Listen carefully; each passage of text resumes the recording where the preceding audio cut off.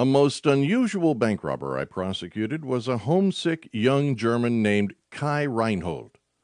His mother had married an American named Webb and moved with him to West Point, home of famed bluesman Howlin' Wolf.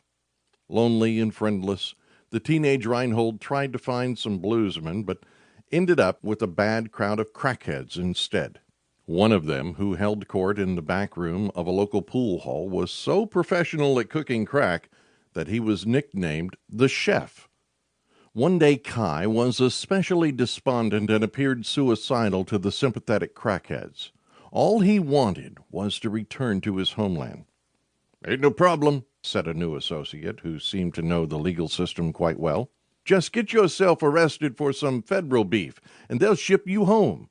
Don't rob no liquor store or nothing, or the state'll slap you down on Parchman Farm." Persuaded, Reinhold decided to rob a bank, figuring if he got away with it, he would buy a one-way plane ticket to Germany. If he got caught, the government would deport him there for free. It seemed a foolproof plan. Reinhold asked his associates for the loan of a gun, believing from American movies that you needed one to rob a bank properly. "Oh, no," they said. "A gun is a 10-year rap stacked on the robbery. The feds don't like those guns. They'll send you off to the pen." Trusting his new friends, Reinhold accepted the loan of an old rusty butcher knife to use as his weapon. The next day, Reinhold calmly walked into a bank in West Point and approached the teller. "I want $2,000, he said. "Do you have an account with us?" she inquired politely. "No, this is a robbery. I need the money to fly to Germany."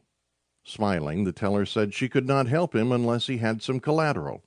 He pulled the butcher knife from his sleeve and said, "I'm serious. I won't hurt you, but I'm desperate." The teller realized he was not joking and thought he might be crazy. Still, he looked so young and harmless, handsome even. Reinhold began to notice the teller more closely. She was young, blonde, and quite attractive. As she handed him a stack of bills that enclosed an exploding dye pack, she activated a silent alarm that rang at the police department. Smiling, he looked at her more closely. "You look really good. Would you go out with me this weekend?" The teller was not scared, but puzzled, and said calmly, "I don't think that would be a good idea under the circumstances." He continued his wooing.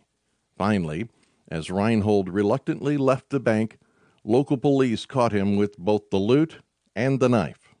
My friend, Assistant U.S. Attorney Vernon Miles, had the case, but was transferring from our Oxford office to the U.S. Attorney's office in Puerto Rico to chase women, as he explained it. So Vernon willed the case to me, knowing my love of quirky bank robberies. After an appropriate but unsuccessful mental exam found that Reinhold was merely foolish rather than crazy, he pled guilty to unarmed bank robbery. His entire take was $556.77, not enough for a ticket to Germany, not even right after the 9/11 plane bombings. An amused judge, Michael P. Mills, gave Reinhold the sentence required by the federal sentencing guidelines of 41 months in prison, much of which he had already served in custody between November 2001, when he was caught, and August 2003, when his mental exams were over and he was finally sentenced. According to the court docket, he never paid his lawyers. I still wonder what happened to him.